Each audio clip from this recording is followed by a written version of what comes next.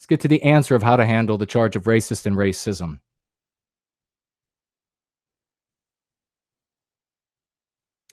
The solution to defeat the concept of racism,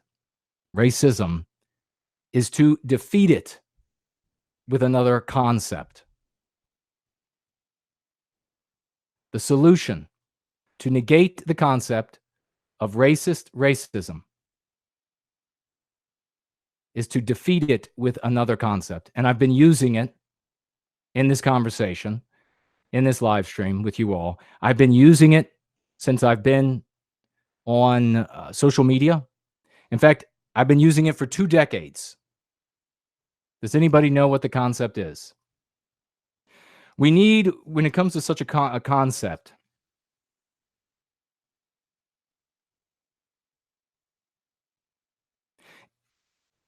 we could, if we controlled the news and entertainment media, which we don't, like the anti-whites, we could invent a brand new word.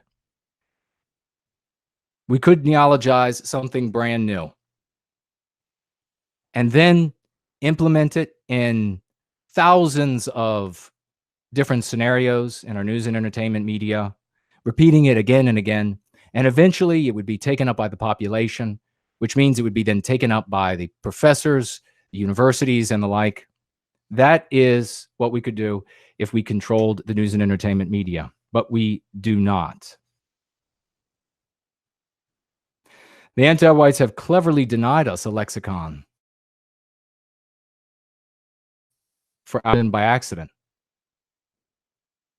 It was intentional, and if we were intelligent about our own self-defense, we would do the same thing. So the concept needs to be the concept that invalidates racism can't be something that we invent. Can't be a word we neologize for this purpose, because we don't have these means to spread it to the masses. It has to both be alien and recognizable at the same time.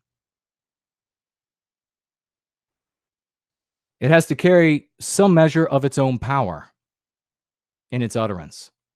So by itself, it has to have some power. Its power has to be magnifiable by the way we say it, the intensity with which we say it. In other words, if you were to say comb your hair, it wouldn't matter how loud you said comb your hair. It would still mean just comb your hair. It might mean in an attendant way, comb your hair more quickly, child, because we have to go, but it still just means comb your hair. So this concept needs to get more powerful as you invest more energy and volume.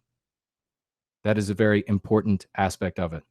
It needs to be a countervailing concept to the concept of racism. And finally, it has to invalidate the concept by way of its utterance. So it has to be both alien and recognizable. It has to carry some measure of its own power. It has to be magnifiable.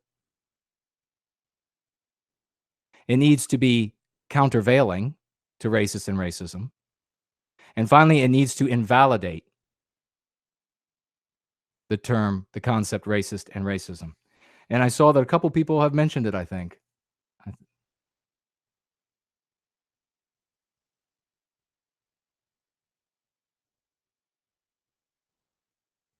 The concept that invalidates the concept of racism and racist is anti-white and anti-whiteism. End of story. I have used it for 2 decades successfully. I win every single time. Are you tired of losing? Are you tired of being called a racist and walking away as the loser of that discussion? How many times have your opinions been said to be racist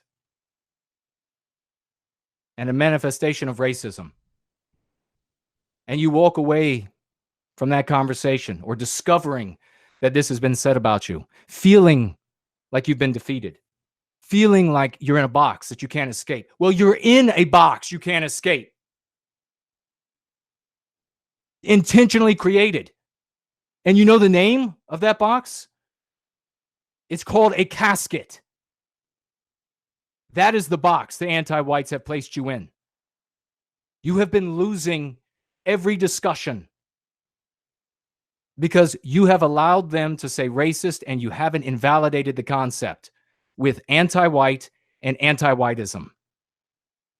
I win every conversation.